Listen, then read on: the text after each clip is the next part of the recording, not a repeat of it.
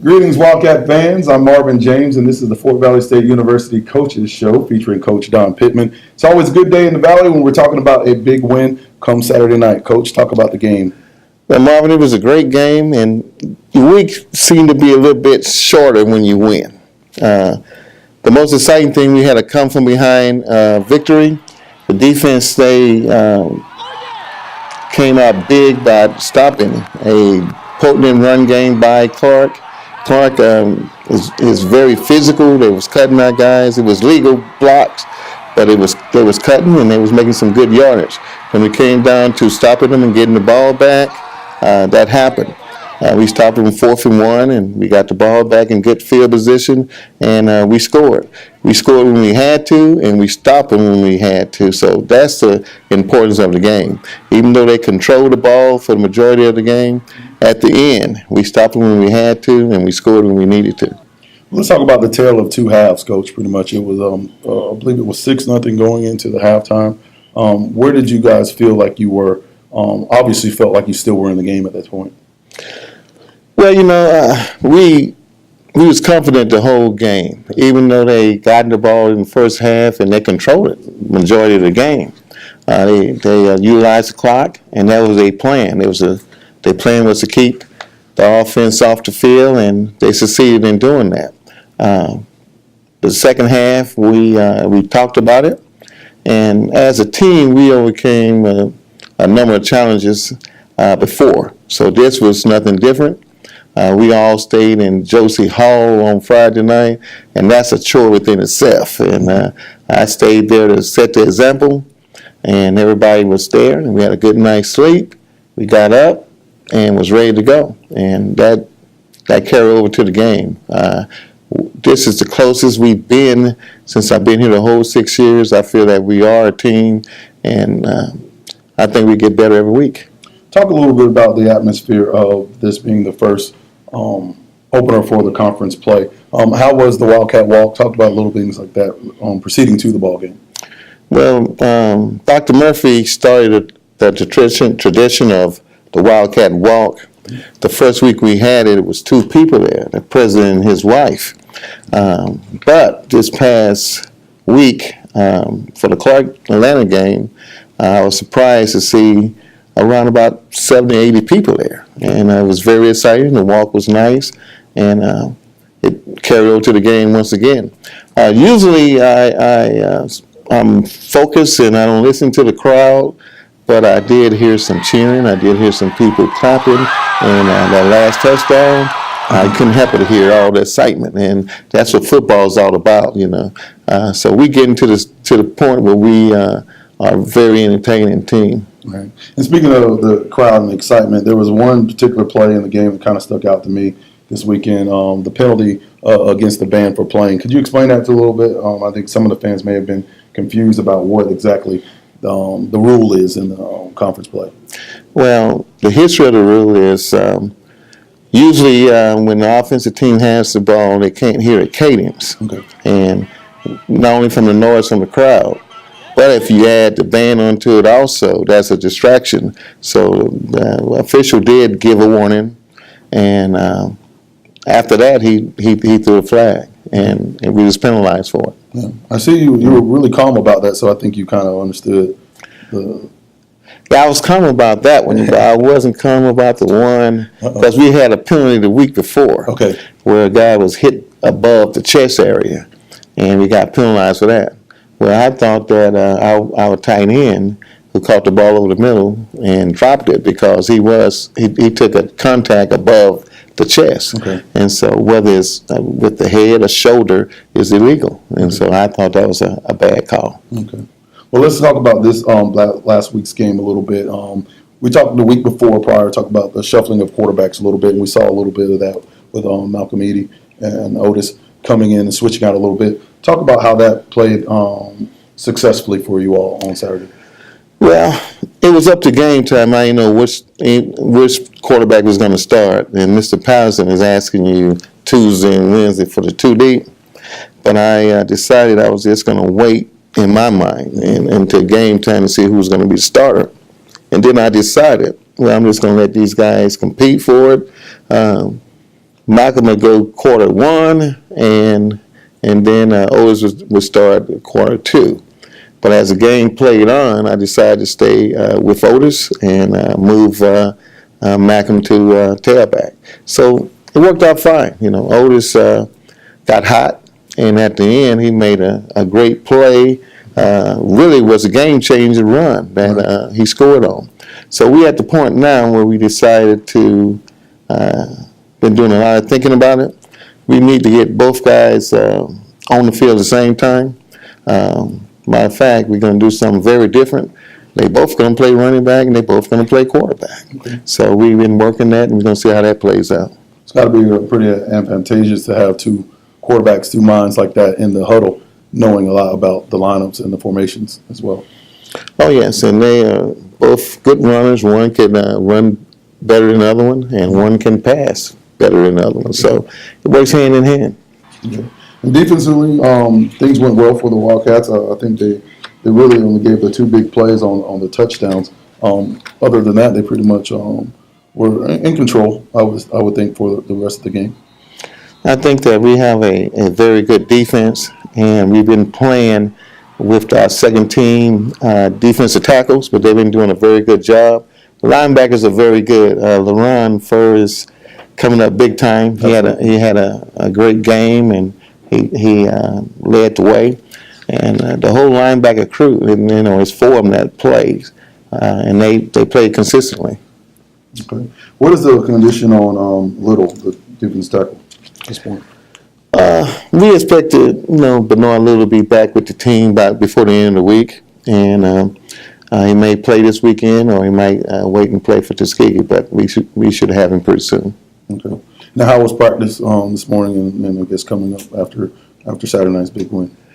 Well, we had a good practice. We wanted more. Mm-hmm. I'm quite sure we'll have a better practice tomorrow, okay. And you can feel the excitement, and you can also see that these guys are believing that they can win and win big time in this conference. Okay. 1-0 in the conference. That's a great start. We'll be back with more. What is Fort Valley State University? It's more than students, more than faculty. It's more than brick and mortar buildings or a sports team or a mascot. Fort Valley State University is belief in a dream and the promise of education and the ability to overcome adversity. Fort Valley State is believing in your own potential and knowing that your contributions on this earth make a difference. Fort Valley is opening your mind to new possibilities and embracing a world of change without fear. What is Fort Valley State University? It's not living in the past or being content with the present. It's all of us working together to be better tomorrow than we are today. We are strong. We are proud. We are determined. We are Fort Valley State University.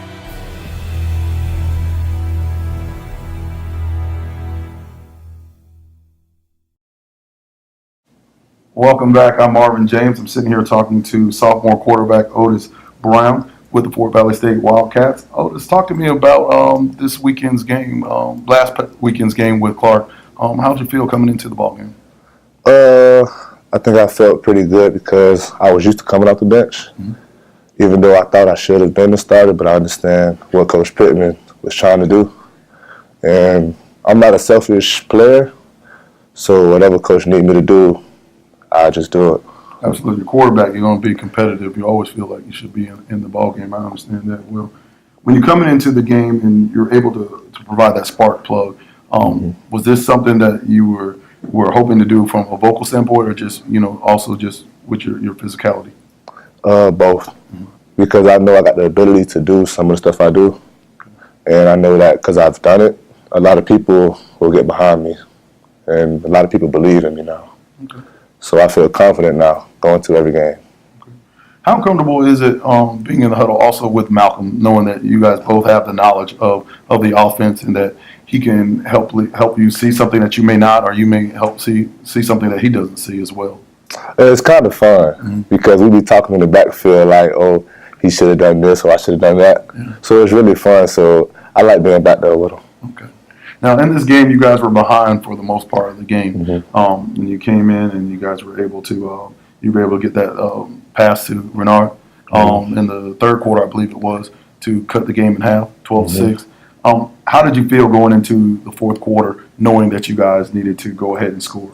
Well, I wanted the opportunity. I wanted to be down. I wanted to go down the field. I wanted to score. I want them opportunities to be able to take my team and help win. I love them opportunities. Explain that play. Was it design keeper? What was exactly the play that you scored? I can't exactly remember it. I think it was a design run. Okay. I think I broke one tackle of the linebacker, and when I broke him, I just got to the sideline and nobody could catch me. Yeah. You had to see your blocker then. The way that you were able to cut back and get into the end zone was phenomenal. You guys took the lead at that point, 13-12. You thought it was over.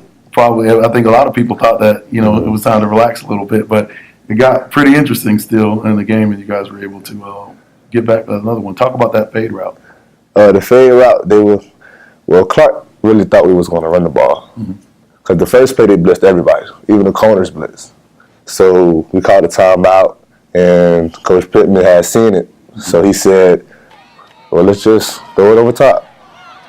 And we did it, took 3 steps, threw it up, and let it right in his hands for a touchdown. What are you looking forward to this weekend's game? I'm so ready for this weekend's game. I wish today was Saturday. Okay. Well, that's it for this segment here, talking with coach of a player, Otis Brown. We look forward to seeing some more exciting stuff from this sophomore. Stay with us.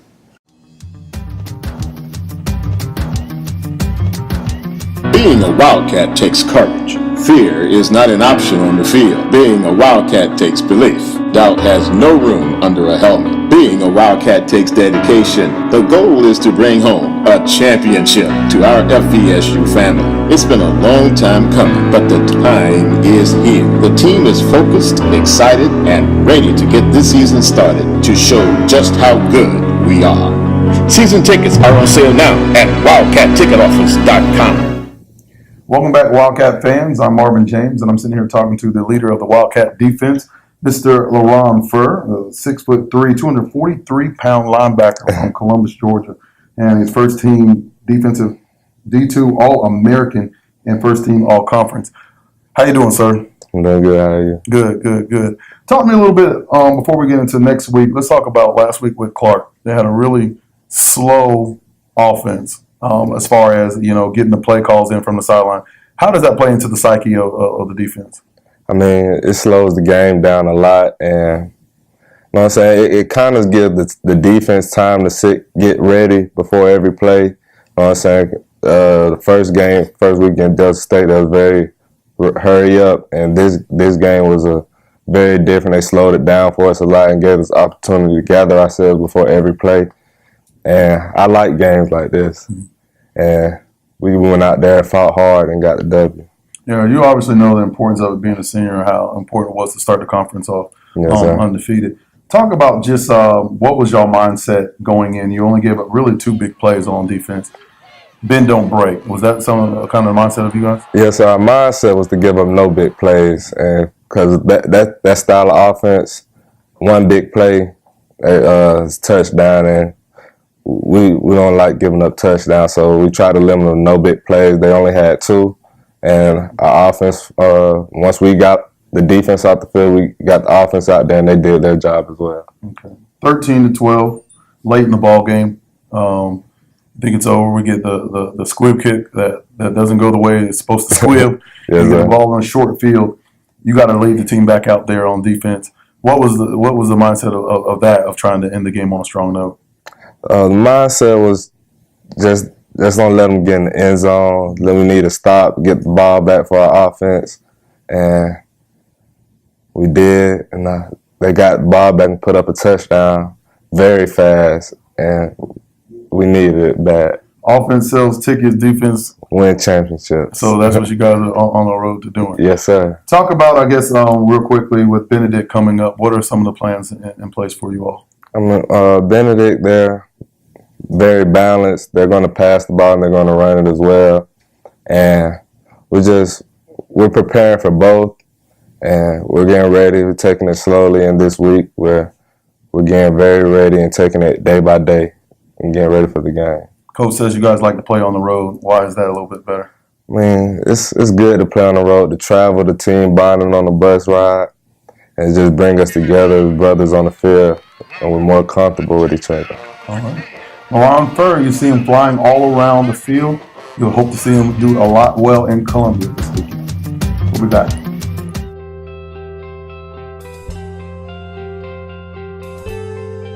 I love my FVSU because it makes me feel at home. It's the only school that gave me a chance. I love it because of the diversity in the students. I love my FVSU because they recognize my skills on the football field. I am FVSU. I am FVSU. I am FVSU. I am FVSU. I am FVSU. FVSU. Welcome back, Wildcat fans. I'm Marvin James. I'm here with team chaplain Gregory Lofton. We're going to talk a little bit about what your role is on the team to help out these Wildcat student athletes. Well, you know, from an athletic standpoint, a lot of times I think people don't understand how difficult it can be for student athletes. They're away from home. In addition to that, you know, if they were in a mode of being active in their church, the availability of that simply because of their schedules. And so we provide spiritual comfort to these young guys, as well as, you know, I look at football chaplaincy. For me, I'm a part of the team. Right. Absolutely. You know, I like to sweat with the guys as well. Okay. Yes, sir. Talk about your role, I guess, as far as the whole pregame, the whole postgame, I guess on a game day aspect. I mean, you do a lot, obviously, outside of game day. But what are some of the things you provide for on game days? Well, one of the things is we do prayers, obviously. Some of the guys will pull you off personally and want individual prayer and to talk about some individual things concerning the game and how they're feeling. And I try to do that, but the main thing with it for me is to focus on what the mission is of the team coach. I take Coach Pittman's mission and incorporate it biblically and deliver it to the team. Now, you have 15 years of prior experience at the high school level at Lowndes County. Yes, sir. A dominant football program in South Georgia. Talk about how that prepared you for the college level. Well, again, this is new for me. Similar in a lot of ways. That first year is usually difficult because, you know, over time you build a relationship with the coaches and with their families, and you become a part of the family. It's been unique this year, getting to know Fort Valley and getting to know the people on the team and the coaching staff, and it's exciting. Really exciting. I guess, you know, like I once was a student athlete myself, so I understand how it is being away from home. What are some of the things, I guess, you see the kids grow? You see, you know, I say kids, but you see the students grow. These are young men, 19, 20 years old, that are with a whole lot of things that they're struggling with or dealing with for the first time. And a lot of these student athletes are under a lot of pressure. What are things that you're helping to relieve them of? Well, the first thing is I'm a serious man, but I like to enjoy the game and the process that they're going through with them. And I think a lot of times when they see the excitement that you have, you can scream on the field. You know, you can pull them aside when they come in and give them some encouragement. And, you know, those are the kind of things that let them know that you're buying in, and then they're able to hear instruction. And I'm a studier of the Word. And it's amazing how much of the Bible is applicable to everyday life. A lot of people don't know that. So I have to take it, chew it, and be able to digest it, and then to be able to deliver it where it's applicable to their everyday life and the game. That's right. Because I like them to hit somebody in the mouth in Jesus' name. That's right. What a great job. You get to study the Word and you get to watch football. The best seat in the house. Yes, sir. That's Chaplain Lofton. We'll be back. Welcome back. We're here with Dr. Joshua Murphy. We're talking about the memorial game of this past week. This is something we're going to be doing every week of the season? No, this actually happens once a year. Okay. Each season, we came up with the whole idea of the Horseman Bond Memorial Game to salute our first president of Fort Valley State University, Horseman Bond, who actually served here from 1939 to 1945. Okay. Why is this important, you think, to obviously put this history into this ball game as like this? Well, first and foremost, athletics is something that people tend to pay attention to. And then by interjecting something as a Horace Mann Bond Memorial Game, it gives history and knowledge to our young people. And what we also tied in with that was a legends piece that we actually saluted legends on campus, the professors who actually push people that I call famous, like great football players on, and I call them the legends of the day. Okay. And you have some of those names that we can list, talk about, of just a few of those? That'll be great. I actually list people like Isaac Crumley, Thomas and Barbara Palmer, John Dubreuil, Victoria Dubreuil, Frank Dean Martin, Dolly Horton. Those are the people, when Fort Valley State was moving, they were moving based upon those individuals, the Melvin Walkers, the Jared Fluellens. And so you want to not forget those individuals. Too often we think that because you become a pro athlete, you're a legend. But I tell people all the time that Vincent Lombardi was a legend and not Bart Starr. Red Auerbach was a legend and not Larry Bird. So I just want to put it in that type of perspective. And we call it from academics to athletics. Okay, some of these pioneers, like you said, just don't get the recognition, and it's a great time to do that. With the atmosphere at the game, how well was that received, I guess, from some of the old alum at the school? Received quite well. As a matter of fact, one of the legends called me down, and that legend happened to be Dr. Eva Adams, and she said to me, "I'm confused that I'm hearing a voice upstairs telling the band that they could not play." She didn't understand that it was actually the head official who was making the call, who could stop the clock, and she was happy with that. She said, "I heard my name called. I'm glad you called me a legend, but I don't know if I'm a legend." I said, "If it had not been for you, Dr. Adams, I would have never been screamed at in a history class. You're a legend." So I'm a part of her product, just as I am Thomas Palmer and Dubreuil and the rest of those great legends here at Fort Valley State University. Okay. Now, how are things going to be next year? Are we going to continue to build this up every year and every year? As a matter of fact, we will. We reached out to Michael Julian Bond, who would have been who is the grandson of Horace Mann Bond, and they actually have a brother by the name of Horace Mann Bond, who is the son of Julian Bond. So we just want to make sure we get some of those family members. So we worked on it, but it's difficult to get people like that to always come out. So we want to work on it early on next year to make it happen. We're going to build on it every year. We call it that Legends Game and that Horace Mann Bond Memorial Game. That sounds great. Yes, Thank sir. you, Dr. Murphy. Hey, it's a pleasure. Always something to learn new, more about Fort Valley State. It's not just about football all the time. Stay with us. What is Fort Valley State University? It's more than students, more than faculty. It's more than brick and mortar buildings or a sports team or a mascot. Fort Valley State University is belief in a dream and the promise of education and the ability to overcome adversity. Fort Valley State is believing in your own potential and knowing that your contributions on this earth make a difference. Fort Valley is opening your mind to new possibilities and embracing a world of change without fear. What is Fort Valley State University? It's not living in the past or being content with the present. It's all of us working together to be better tomorrow than we are today. We are strong. We are proud. We are determined. We are Fort Valley State University.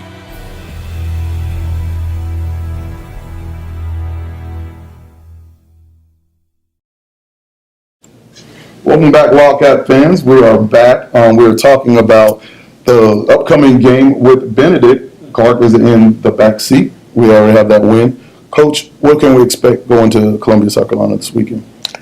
Well, it's going to be another good game this weekend. Their head coach, Coach Woody, he been there for 2 years, and he really improved that program. He also coached at Tuskegee, and we coached against each other then. Okay. So we are very familiar with each other, and I know he's going to have his team up and ready to go. They play a balanced offense. They'll run and they'll pass.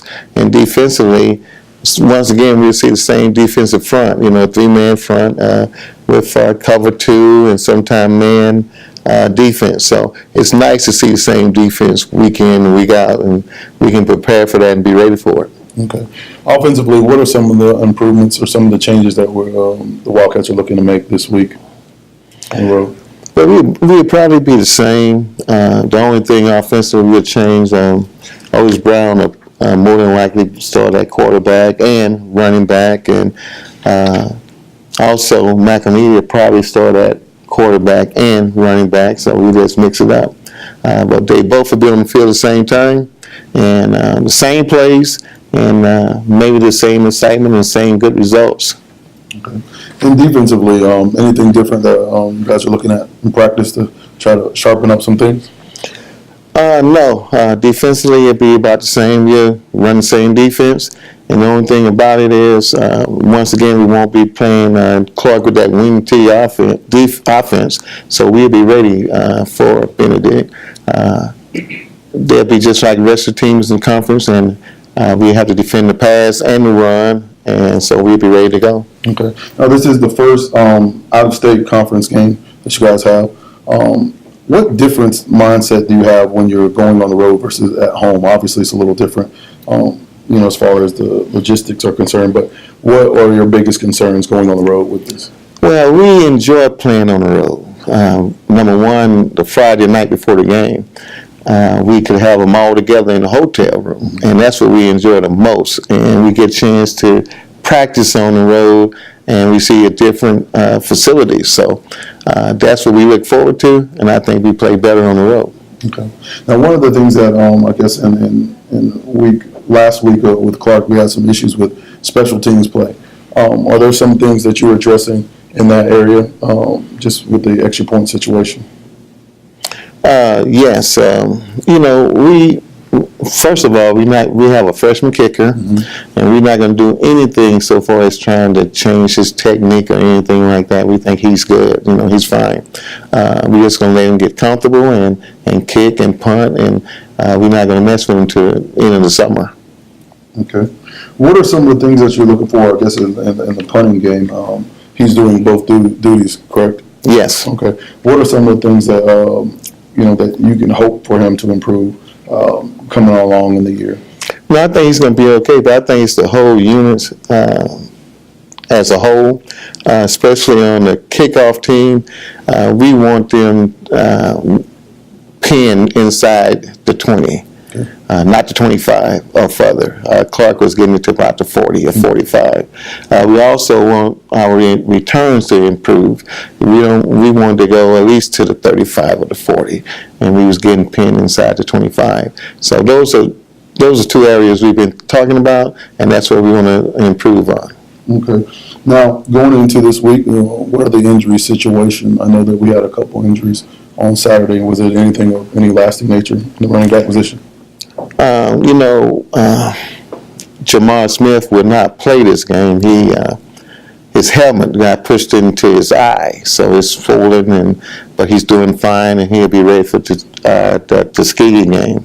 But we're still ready. Next man up, and we're ready to go. We have two freshmen that'll be ready to step in there, and also we'll have the quarterbacks rotating there. Okay. All right, Coach, and here we are at the early part of the season. You guys are ranked number 1 in the SIAC on the east side, and number 7th in Black College sports. Benedict is ranked 3rd in the conference play as well, 2-1 and 1-0, and 4th in Black College sports. So we can expect to see a lot of talent on the field and see a great matchup. Correct? Oh, yes, there'll be a lot of talent on the field. The conference is very, very competitive and equal, so every game will be very important. We're taking one game at a time. Right now, we 1-0 and top of the Eastern Conference, but it's how you finish. We want to finish at the top. So one game at a time, and Benedict going to be a handful, so we're going to be ready for them. That's great. That's great. Now, the schedule, I guess, for you guys getting ready to leave, when are you all leaving out? We're going to leave Friday morning at 8:30 a.m. Okay. Mm-hmm. All right. And we'll practice in Augusta, and we'll have lunch in Augusta. All right. Well, be safe travels on that road trip. This is it for the Coaches Show today. We hope to see you soon on the sidelines. Thanks for watching us, and enjoy the game. Go Wildcats.